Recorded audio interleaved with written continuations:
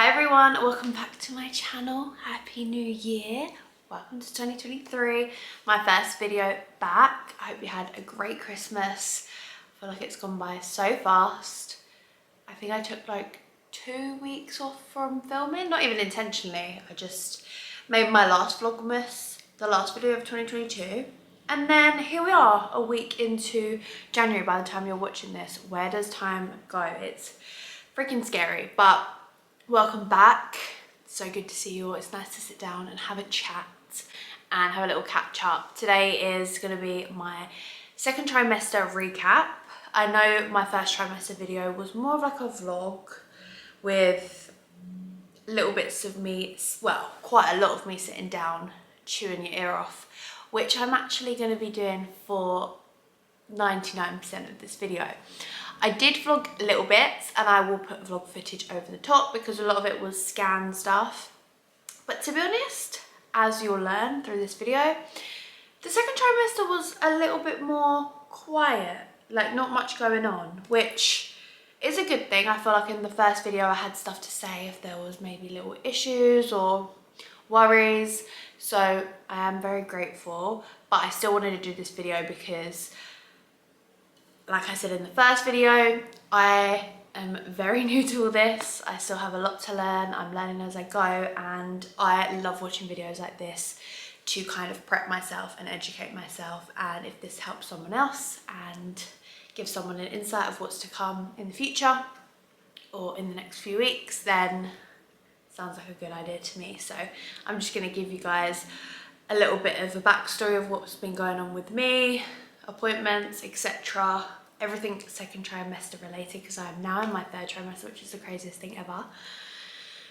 But anyways, please subscribe if you haven't already, and let's get on with the video. So I wrote a little list of things to go over, and also I put a question box on my story in case there was things that I've potentially forgotten about and people want to ask. Some of them are just like generic pregnancy questions, so we'll see how we go. Maybe it will turn into a little bit of a Q&A. But anyways, before we get started, I just want to say a big thank you to Skin & Me for sponsoring today's video. And it fits really nicely because one of the things I get asked the most in my DMs is pregnant mamas, people who actually say to me a lot that they've not told anyone, which I feel very honoured. And they're like, Sid, I've not announced that I'm pregnant yet. What should I do about my skincare? And for me, I didn't have to change my skincare. I've always used Skin & Me, well, for as long as I can remember now. You guys will know I've literally raved about it for so long. And all I did was let Skin & Me know that I was pregnant.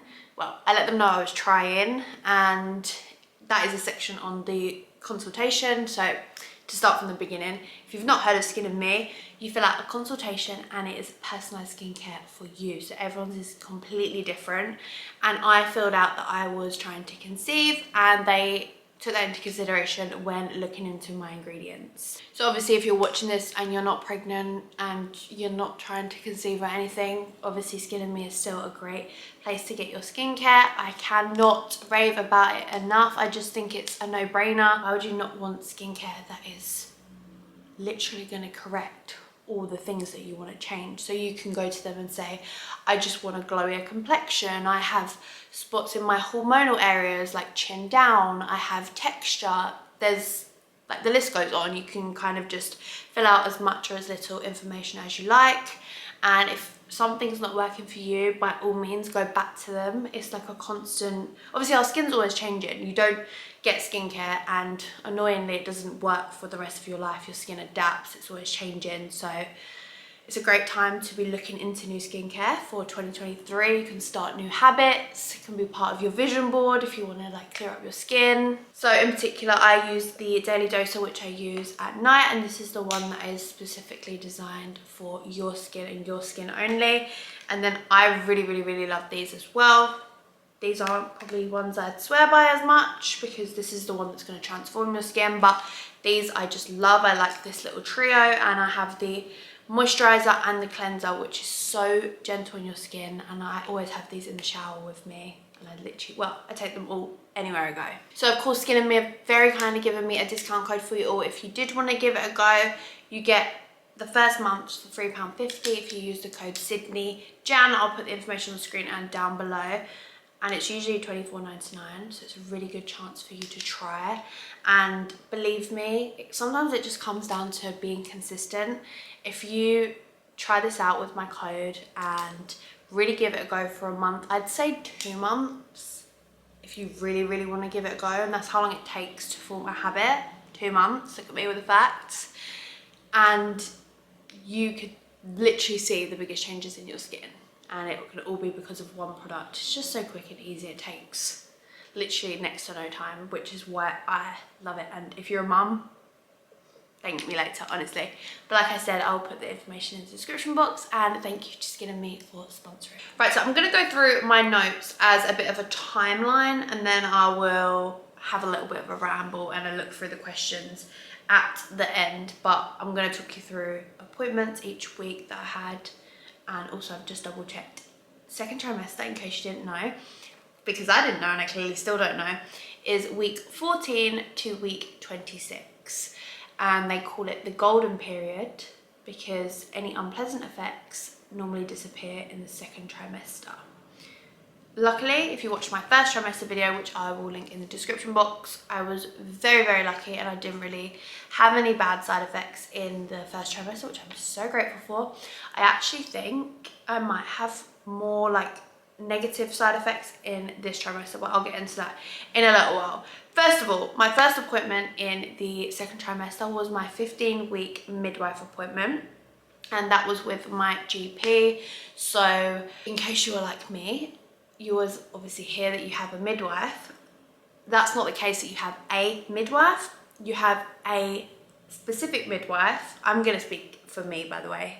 This could be completely different for everyone else, but how I've experienced it is there's quite a lot of midwives at your hospital that you're going to be giving birth at, and then you have one GP midwife. So that was my first midwife appointment at my doctor's surgery, and that was my first time meeting her, and she was lovely. She is lovely, and I'm very grateful because I heard a lot of things and I see things on TikTok, and it's like, it's so important to get along with your midwife and have a really lovely, amazing one that makes you just feel just relaxed and welcomed, and I completely have that with her. So yeah, 15-week, it was a very quick appointment. We literally obviously met, had a little chat, we spoke about the hospital I was at, and even though she's not really connected to my hospital, because obviously she's at the doctor's surgery, she just made sure that I was happy with where I was, which I think is amazing. Again, that's how they should make you feel. They should almost be a bit like maternal role, where they're like looking out for you. And she just said, please, if you have any issues with your hospital, let me know, we can look at the options. So it was nice to just kind of know I have someone to go to if I had a worry. So we went through my booklet, and she took my blood pressure. Sorry, I'm having to go back and think because I've had a couple now. We listened to the baby's heartbeat, which I did get a little clip of. I'll put it on the screen here. And she was so lovely, where she actually, I was not going to ask because my doctor's surgery is so small, but she said, do you want to film this? And I was like, girl, you know me too well. Which I think was really nice because Cass didn't come with me. Just, I'd heard that there's such quick appointments, there's no need for, well, you could take your boyfriend, partner, whatever, but we just agreed it was more hassle than it was worth for him to come out of work for like a 20-minute appointment. So she said, do you want to film this for your partner or for any family members? And it was so nice to hear the baby's heartbeat. And then we booked in my next appointment. I had the chance to ask her any questions, any worries, anything like that.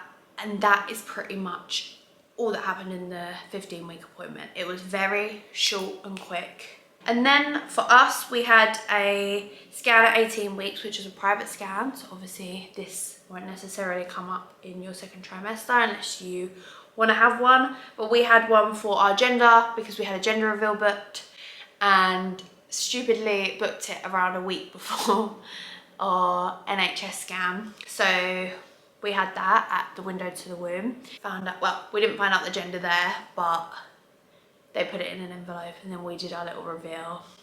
And I've got my gender reveal video up if you've missed that. And then 20 weeks was the NHS scan. So that's at the hospital, bit like your 12-week scan, a little bit longer. I'm gonna quickly find out what it's called. Okay, so the 20-week scan is called your screening scan.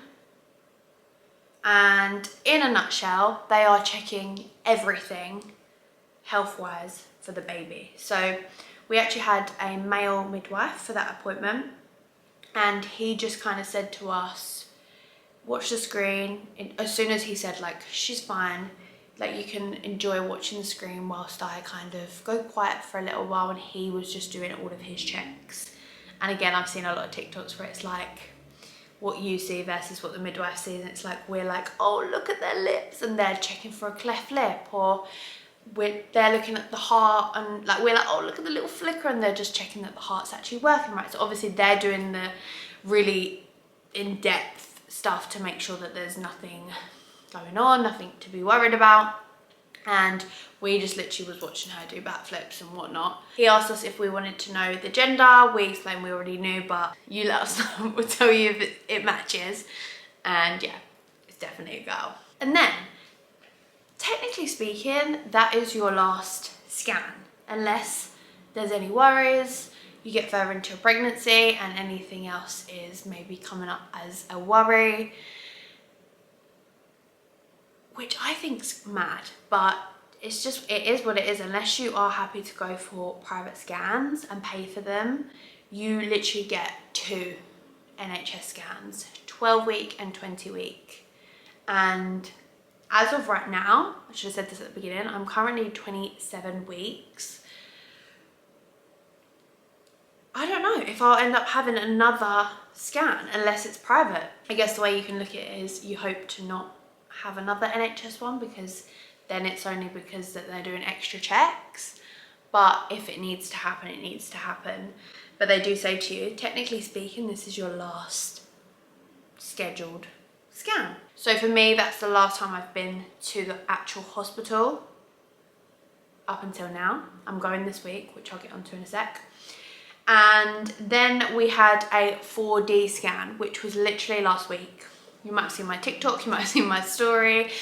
Oh my God, best thing ever. I will say, if you're not that fussed about paying for private scans and you've managed to get maybe to the stage I'm at, a little bit further, and you've not gone to a private scan, only your NHS ones, and you are like, maybe I'll do one little cheeky one and treat myself, please do a 4D scan, because it is the best thing ever. I know it's not guaranteed that you get to see the baby's face, but I'll put some pictures on the screen.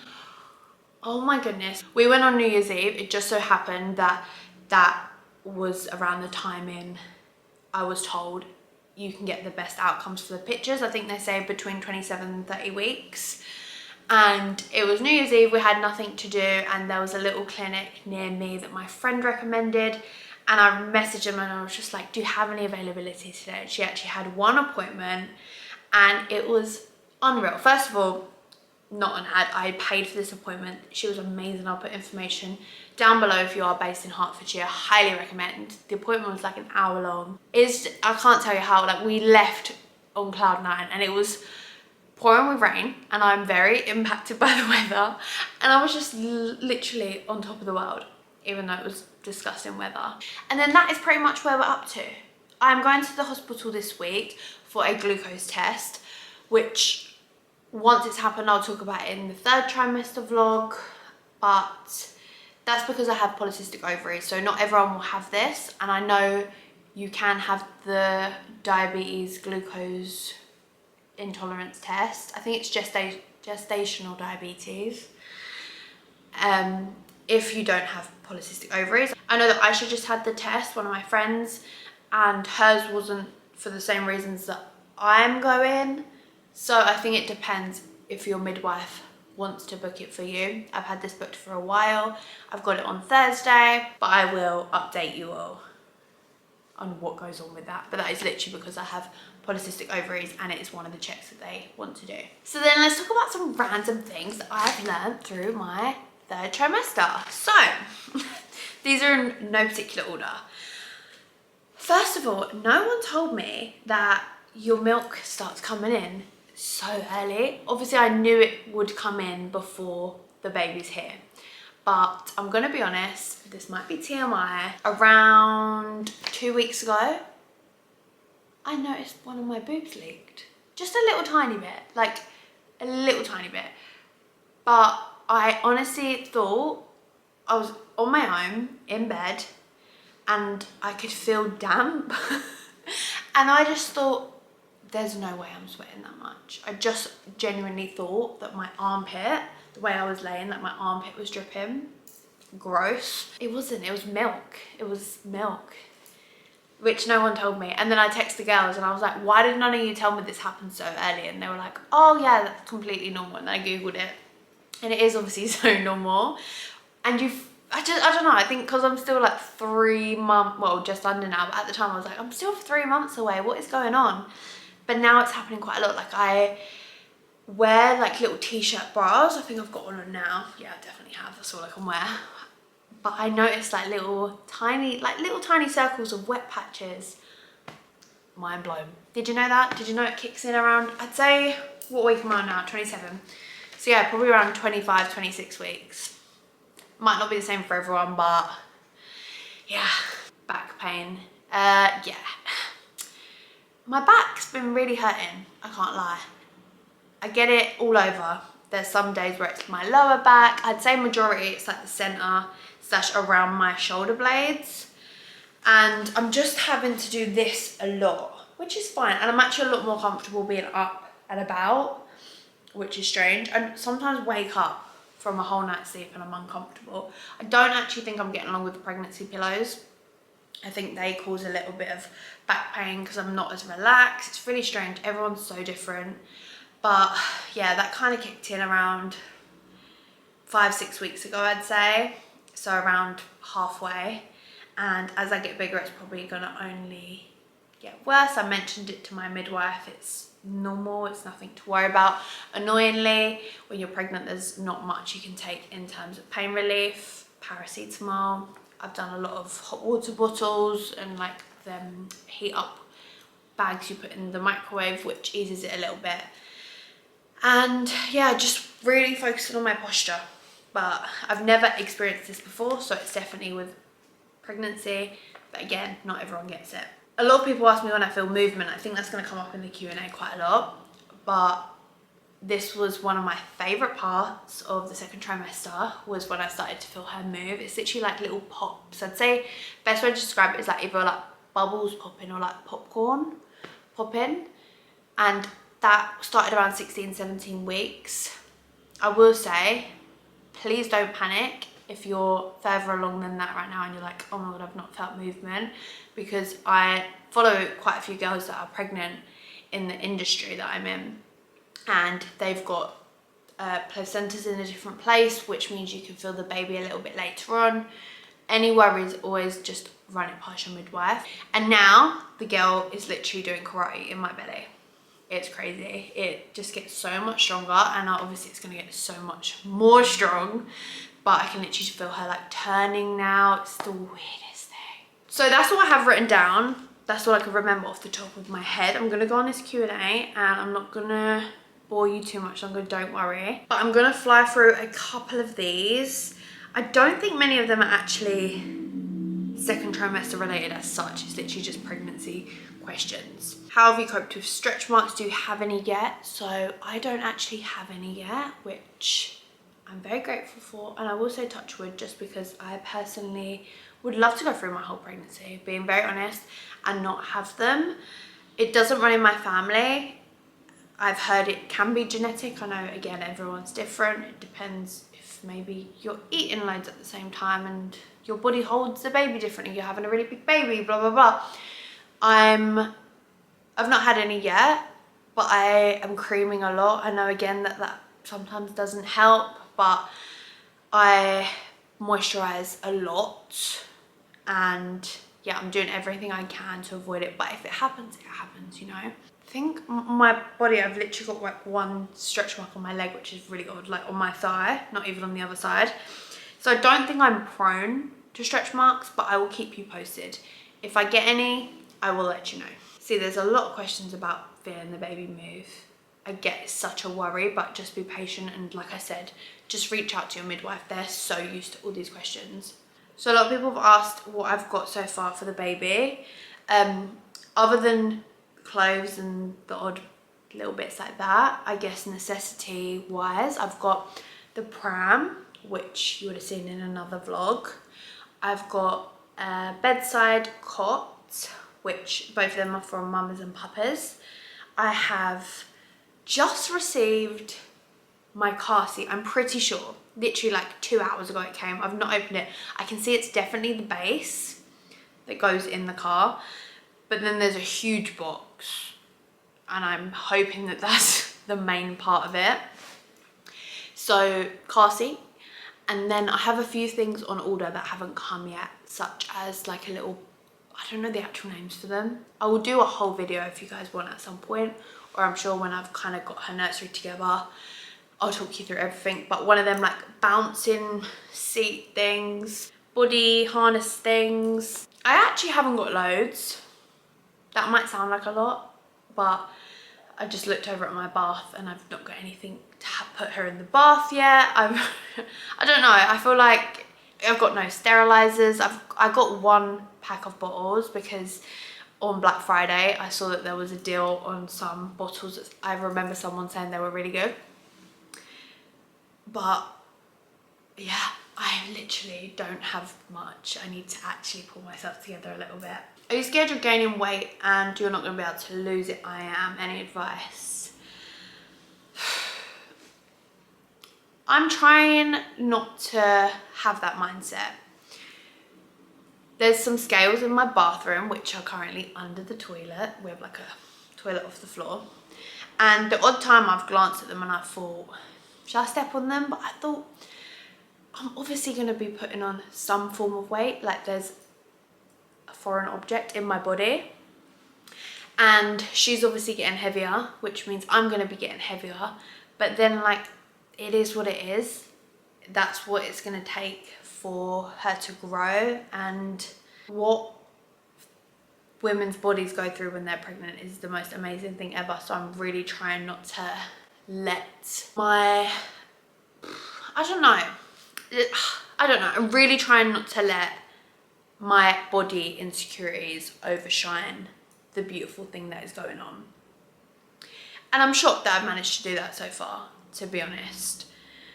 I think I am very aware. I would not say at all I've eaten healthy. If anything, I've not eaten healthy at all.